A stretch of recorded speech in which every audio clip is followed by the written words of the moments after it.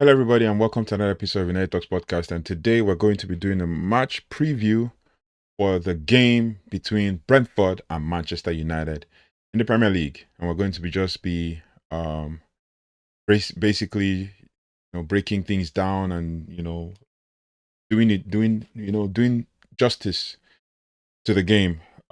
So first and foremost, if you're watching this video, please do like, share, subscribe, and hit notification bell so you don't have to miss anything as relates to Manchester United.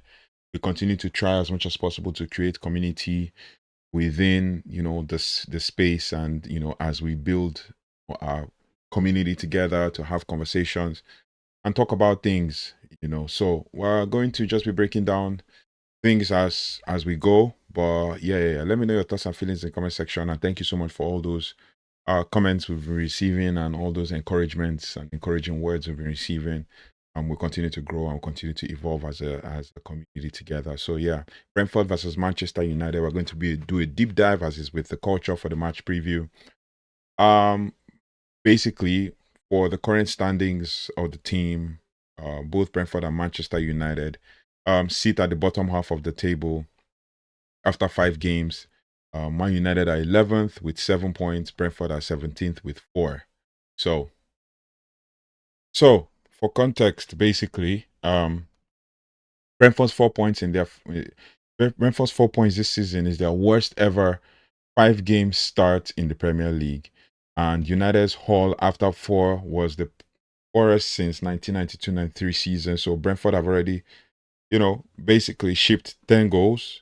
Their highest, which is the highest tally since the 3rd division season. While Man United have considered goals early on, but managed a crucial 2-1 win over Chelsea, despite the red card from both teams. Right.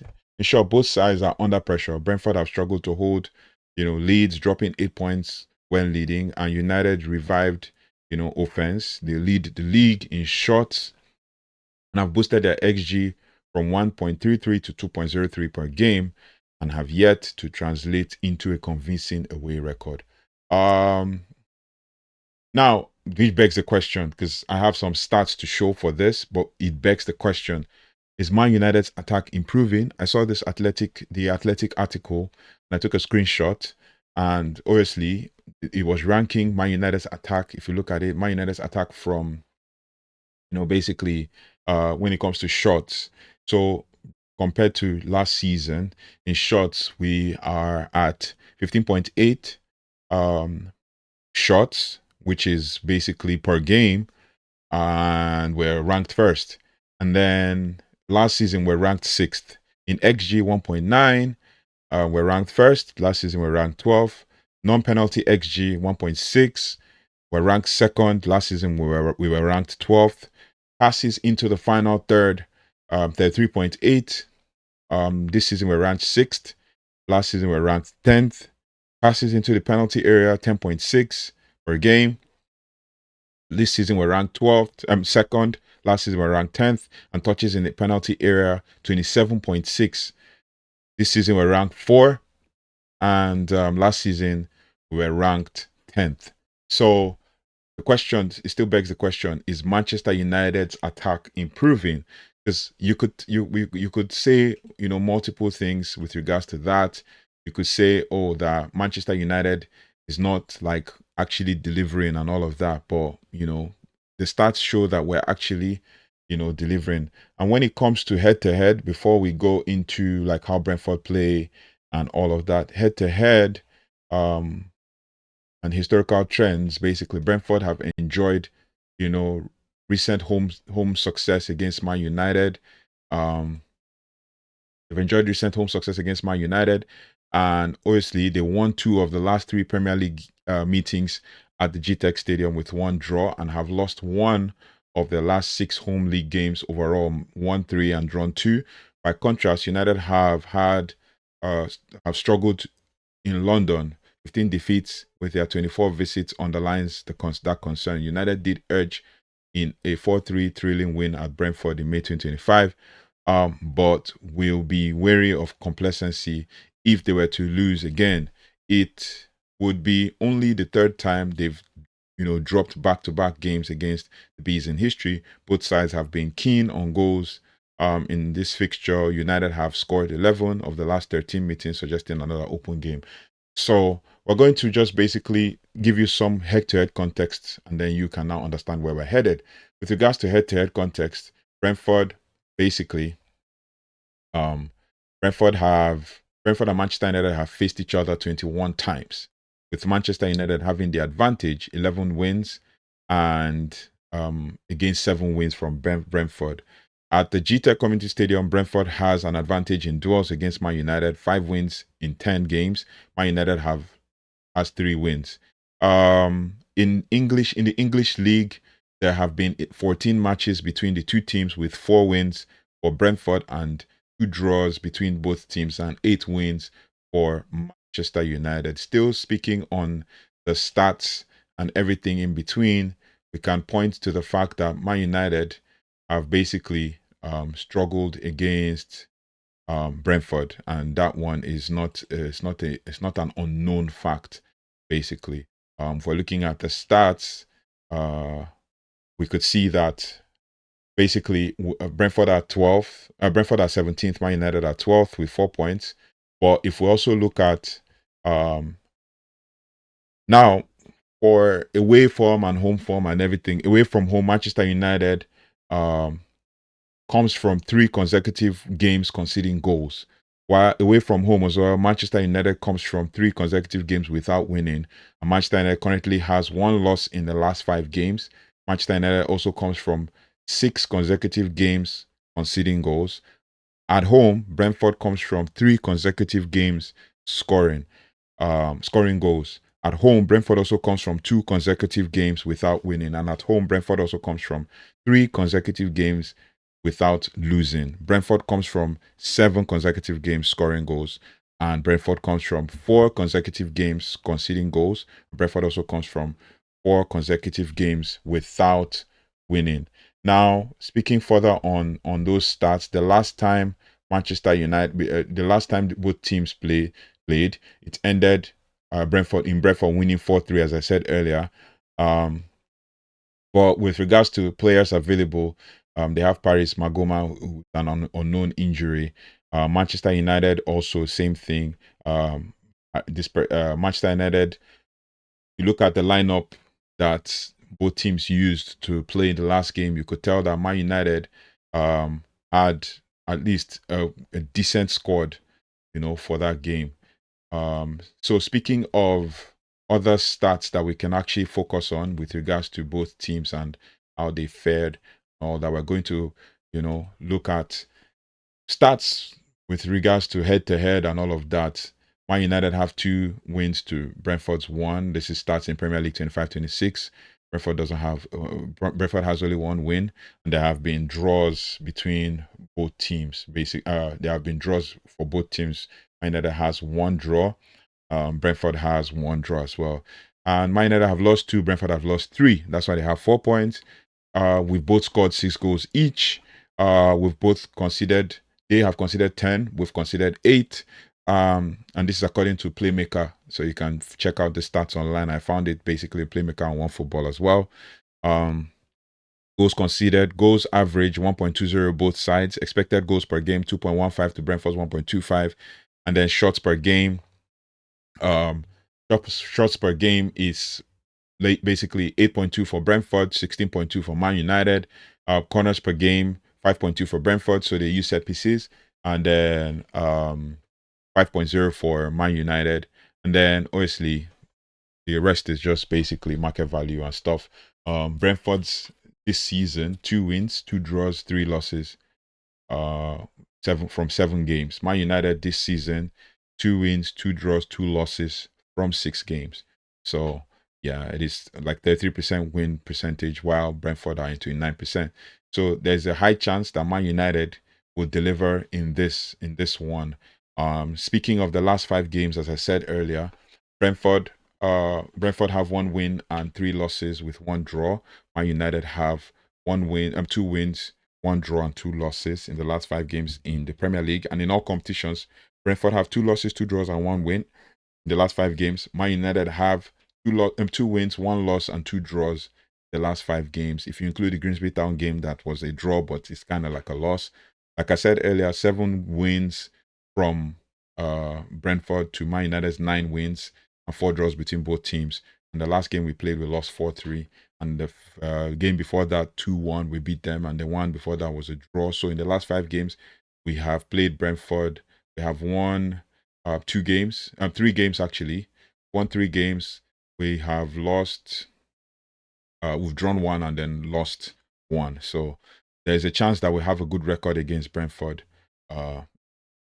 game. So, which brings me to, I think I talked about injuries, talked about head to head and all of that. So, with team injuries, or let's talk about how Brentford play, because that would be, yeah, let's talk about Brentford. So, Brentford, under new boss Keith Andrews, inherited big summer changes. And still bedding in his style. But they have taken just 4 points from 6 games, as I said, leaving them only 1 above the drop zone. Statistically, it has been a rough start for them, as I said. Speaking of how they play, how Brentford play, basically, in 2025-26 season, Brentford under management Keith Andrews have focused on out-of-possession organization, with pressing, compactness, and defensive structure being the central approach. This is the development from their previous style under Thomas Frank, though Keith Andrews is also incorporating some of Frank's principles. He places a strong emphasis on getting the ball back from the opponents and preventing them from reaching the goal. The key aspects is basically aggressive pressing, direct style of play, direct play and transitions. Philosophy leans towards being, direct with the team, swiftly flooding players forward in transitions to gain numerical advantage in the final third, and then to put pressure on the opposition. Then they are very effective on set pieces, which is one key thing that Manchester needs to be wary of, because especially when Coyote throws the ball in. So under Keith Andrews, who previously served as Brentford's set piece coach, the team has excelled in set piece situations. And in 24-25 season, they ranked 3rd in the Premier League for expected goals for set pieces and joined 5th for goals scored from these situations. And they are known for innovative routines, including, scoring early in games from kickoff. Also, they focus on player strengths. Andrews emphasizes basically on playing to the strengths of his players and adapting the system accordingly, rather than improving a rigid tactical approach. And they also maintain and enhance standards. He has highlighted the importance of maintaining high standards set by previous management, and aims to enhance them. So, but then also early results this season have suggested that they have challenges, and this is where we can capitalize. Difficult holding the leads. They don't hold leads. I've said this earlier. Brentford has struggled to maintain winning positions, losing 8 points from winning positions in Premier League so far this season, which is more than any other team. The lowest point haul in 5 seasons after. As of 20th of September 2025, Brentford have 4 points from 5 Premier League games in their and it is their lowest in the past 5 seasons and all that. So Brentford under Keith Andrews is a team that emphasizes on defensive organization, aggression or aggressive pressing, and direct attacking play, particularly capitalizing on set pieces. They are currently adapting to the new manager's leadership following a number of significant player departures facing challenges in holding leads early in the season. So that's pretty much how Brentford play. And then obviously, if we're to go about talking about how Rúben Amorim plays, I mean, we can talk about that and all of that. But in truth, in truth, Man United can capitalize on this one, and this is where we need to build momentum and all of that. And this is where we need to also build, take initiative and build from there. There are so many things we can talk about, but under Amorim, obviously we all know the style of play. He's more focused on a 3-4-3 formation, and it has favored him throughout his coaching career, as we all know, time and again. Basically, he's always played a situation where just to give you a bit of a context, his tactical approach and all of that. But before we go there, let's do a predicted lineup for Brentford. Then we'll move on to Man United and focus solely on Man United. So predicted lineup for Brentford. and key player as well. Projected lineup for Brentford will go like Kelleher in net. Then we have Collins, Vandenberg, Pinnock as the back three or back five, which includes Coyote and Luis Porter as the wing backs. And then we have Damsgaard, Henderson, former Liverpool player, and Yarmouk, also very aggressive. So they have very aggressive midfield as well, very defensively compact. They have no kind of like attacking midfielder and stuff like that. And then they have Igor Thiago, and Shad. Basically Kevin Shad as their striker. They play a 5-3-2 or 3-5-2 or whatever you call it. But then that's how they play. So they will go man for man basically in mid. They have only Henderson playing in that holding role, and they could potentially, drop back Yarmouk or Damsgaard depending on how they feel. And they could also outnumber us if they're playing a flat three. So we have to be very wary of that. And then for key player for Brentford, we will go with, because I watched Brentford game, especially against Chelsea and stuff. We will go with Kevin Shad. Kevin Shad, 23-year-old German international. He's played basically for Brentford in the last couple of games, and he scored. I think he scored in the 2-2 draw.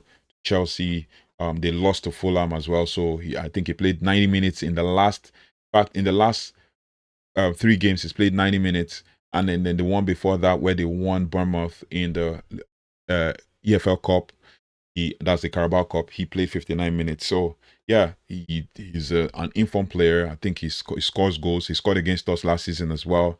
He's such a player that looks like he's playing as a winger, but then he finds himself in the in forward lines, so we need to be very, very wary of him. So Igor Thiago as well is another player who's very strong and athletic and all that. I think he almost pulled his hamstring against Chelsea when he was just running back and forth, but is what it is. They also have on the bench certain player in I think Carvalho or something, the guy from Liverpool that was sold Brentford. So but he can come in and make an impact, because I watched him score the winning goal and all of that. So which takes us over to Manchester United. So for Man United, this is how we play under Rúben Amorim.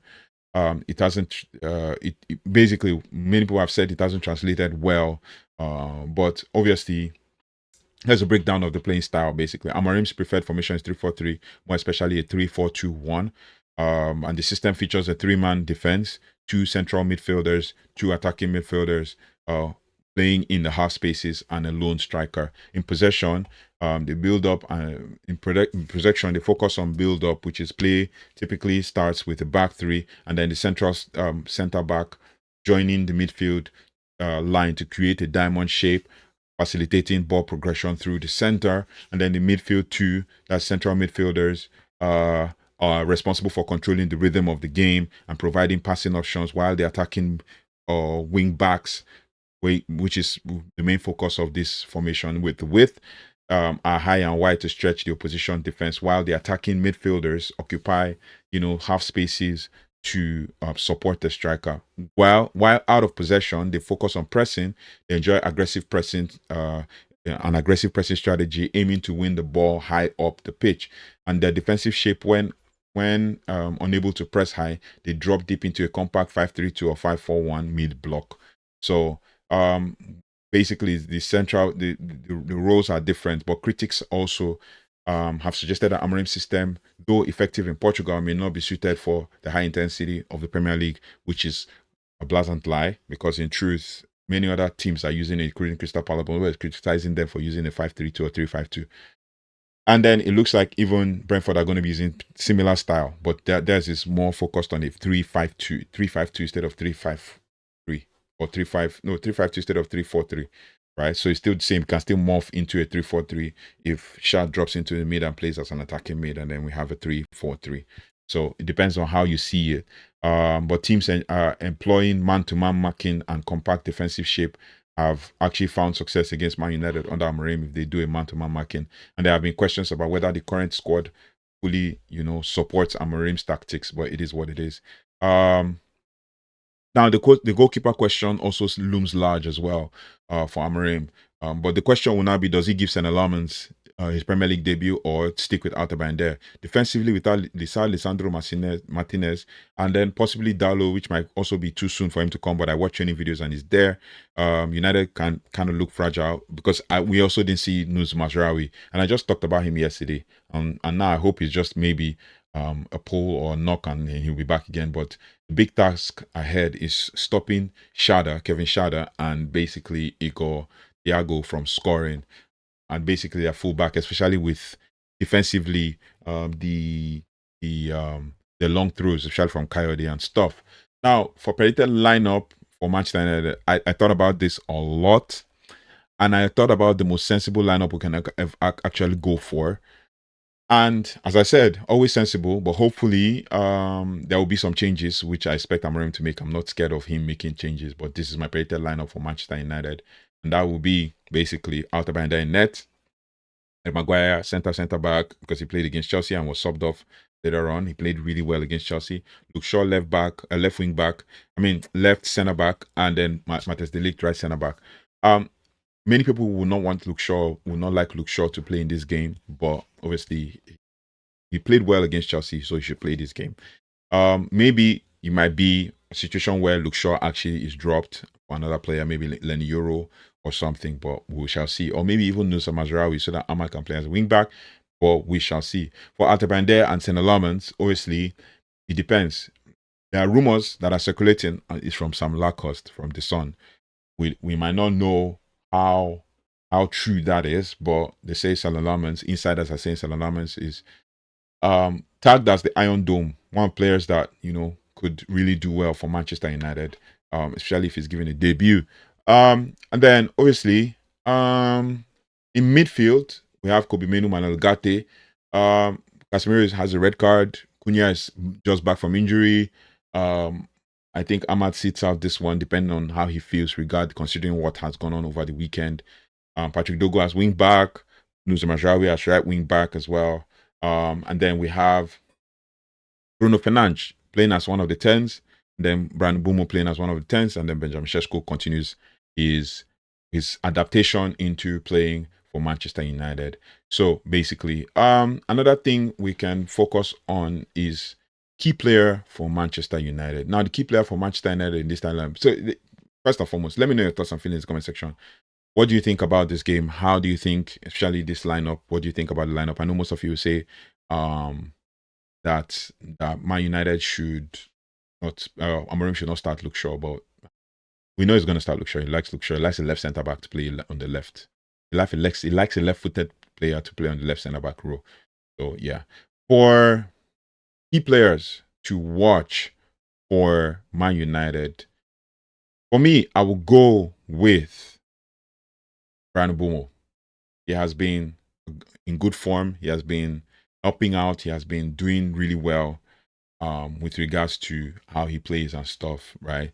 Played the last two games again for Man United in the Premier League, and he has played the last 4 games. Came off at the 69th minute against Chelsea.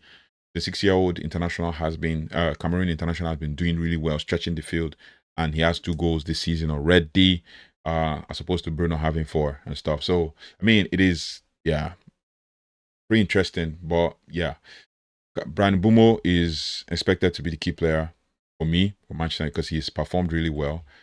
Another player that could come and make an impact from the bench, or, I would love for him to make an impact from the bench, will be Matheus Cunha. Matheus Cunha has also delivered a couple times this season, but he's yet to score a goal.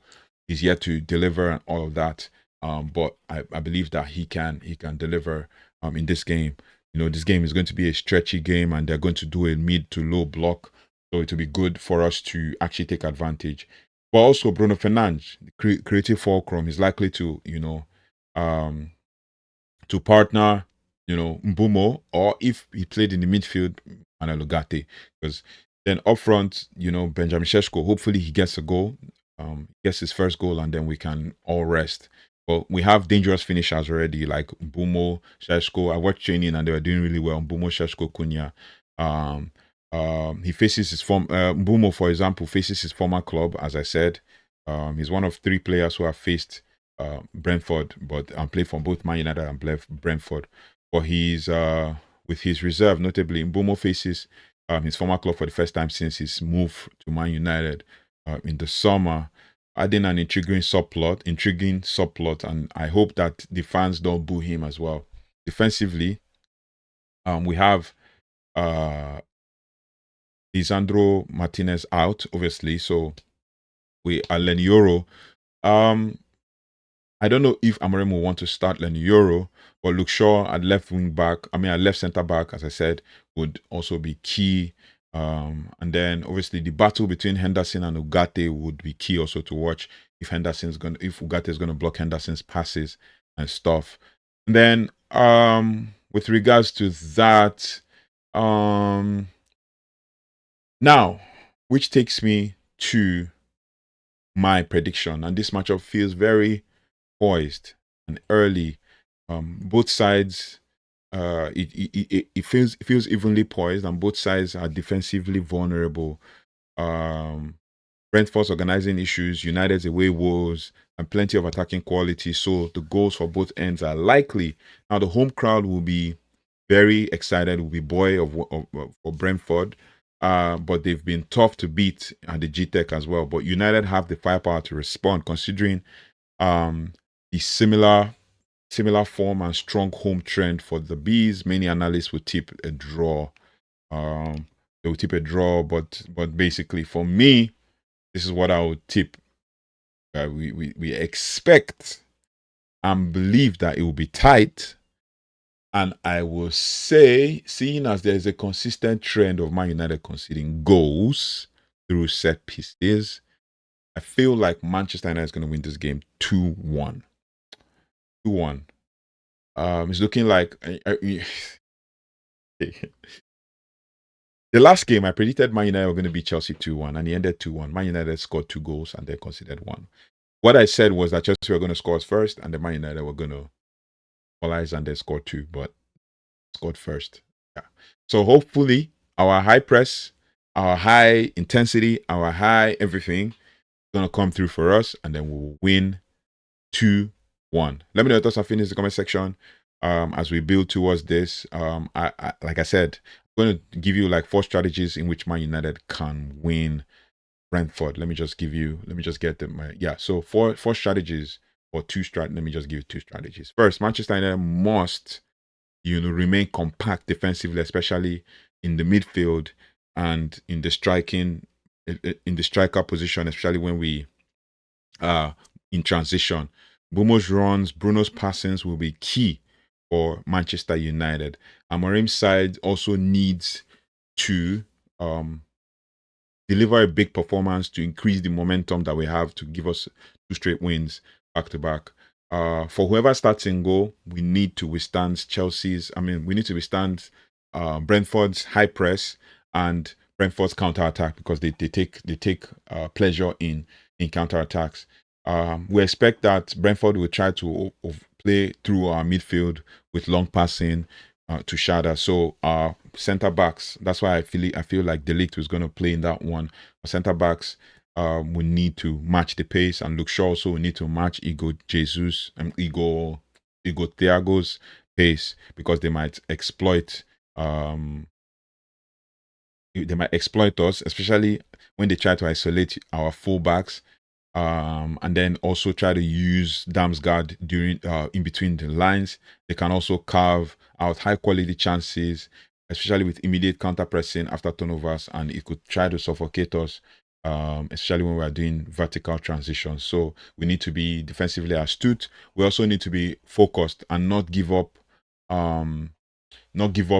set pieces as well as long throws near the box, because if we get that, we need to defend those long throws. Coyote throws a long ball into the box and it causes problems. So our keepers need to be strong, all of that. So let me know your thoughts and feelings in the comment section as we build towards the game. I'll see you on the next one. Like I said, we always do this. We do a deep dive into the game and we break it down line by line so we know what we're facing. So let me know your thoughts and feelings in the comment section. I'll see you on the next one. Thank you so much. As I predicted, it's a 2-1 win for Man United. We'll come back rejoicing with a win. I'll see you on the next one. Take care. Goodbye and